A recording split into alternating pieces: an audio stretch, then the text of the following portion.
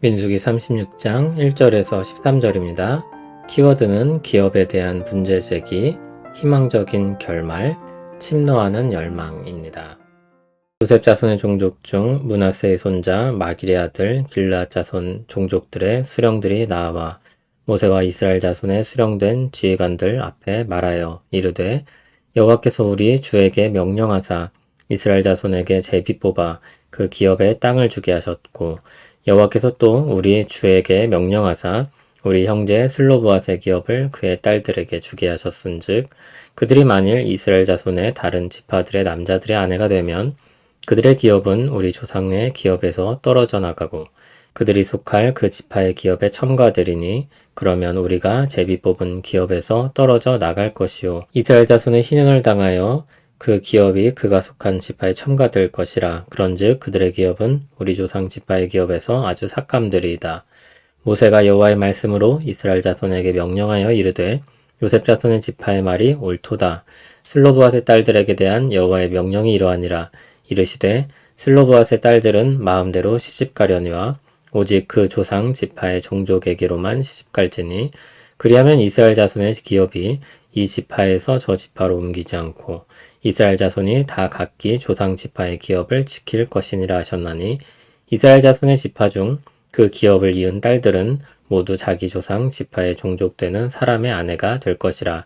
그리하면 이스라엘 자손이 각기 조상의 기업을 보존하게 되어 그 기업이 이 지파에서 저 지파로 옮기게 하지 아니하고 이스라엘 자손 지파가 각각 자기 기업을 지키리라.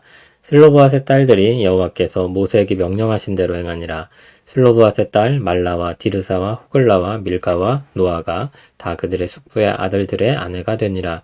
그들이 요셉의 아들 므낫세 자손의 종족 사람의 아내가 되었으므로 그들의 종족 지파에 그들의 기업이 남아 있었더라. 이는 여리고 맞은편 요단과 모압 평지에서 여호와께서 모세를 통하여 이스라엘 자손에게 명령하신 계명과 규례니라. 아멘. 오늘은 민수기 마지막 부분입니다.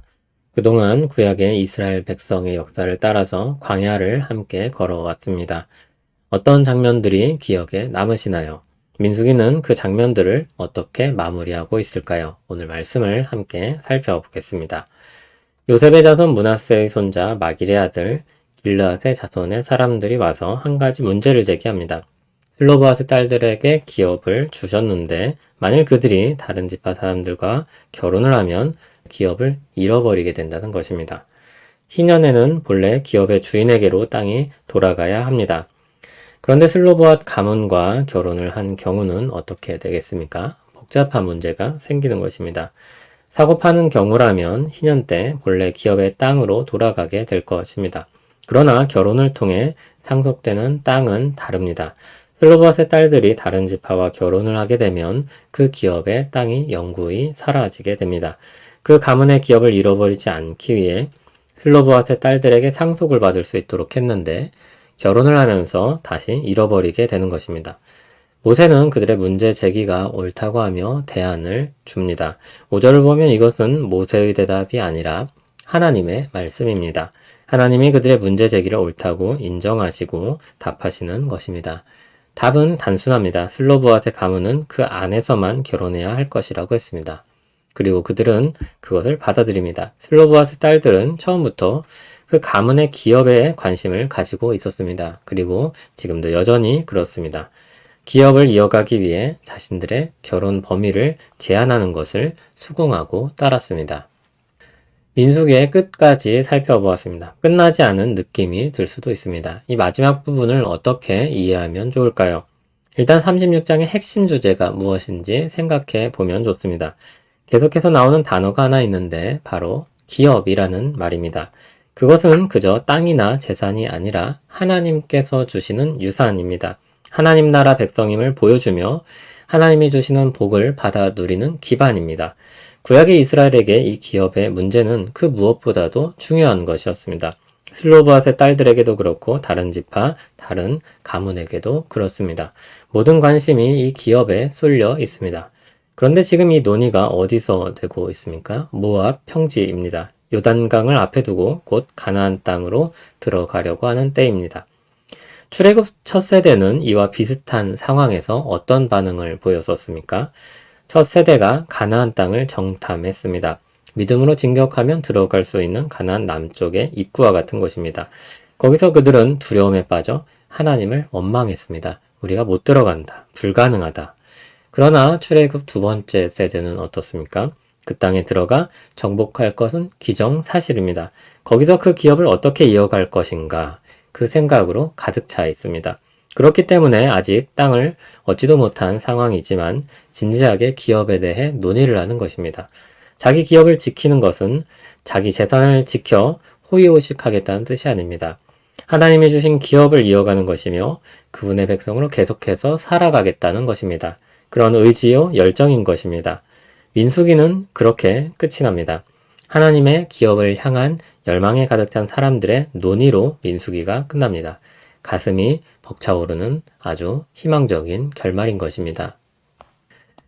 하나님 나라를 향한 소망과 열망이 우리의 마음을 얼마나 가득 채우고 있습니까? 혹시 내게 천국은 지금 힘든 것들을 해소해주는 막연한 탈출구 정도로 여겨지지 않습니까?